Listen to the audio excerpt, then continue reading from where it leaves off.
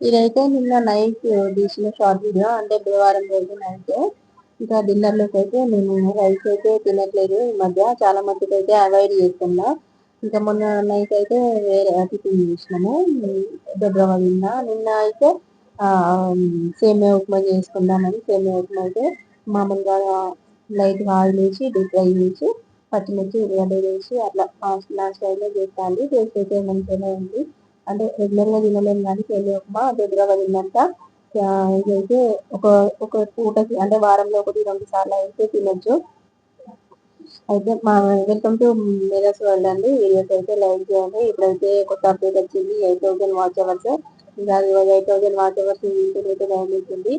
ఇక్కడైతే నా ముఖము, నా అవతారం చూసి అయితే భయపడకండి. ఎందుకంటే మొన్న జ్వరం వచ్చినప్పటి నుంచి అయితే ఘోరంగా అంటే ఘోరంగా అయిపోయింది ఫేస్. ఫిజికల్ గా ప్లస్ మెంటల్ గా నాకైతే స్టేబిలిటీ రావట్లేదు.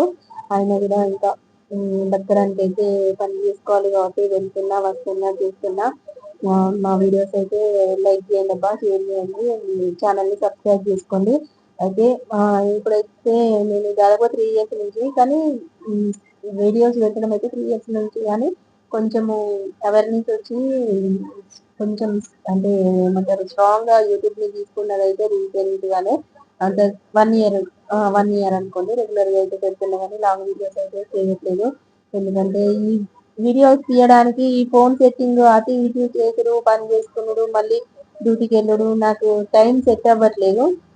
మస్తు ఆశ ఉంది ప్రతిదీ కూడా రికార్డ్ చేసుకోవాలి, పెట్టాలి అని. ఎందుకంటే నేను ఫస్ట్ నుంచి అసలు ఇంత దీన్ని సీరియస్ గా తీసుకోవాలని ఉంటే కొన్ని కొన్ని చాలా చాలా మంచి మంచి మెమరీస్ అయినాయి మా లైఫ్ లా. అంటే చెడు మెమరీస్ ఉన్నాయి, మంచి మెమరీస్ ఉన్నాయి. అవన్నీ కూడా క్యాప్చర్ చేసుకుంటుండే, యూట్యూబ్ లో పెట్టుకుంటుండే. అంటే కష్టాలు నష్టాలు అన్నీ జరిగిపోయినాయి ఆల్రెడీ.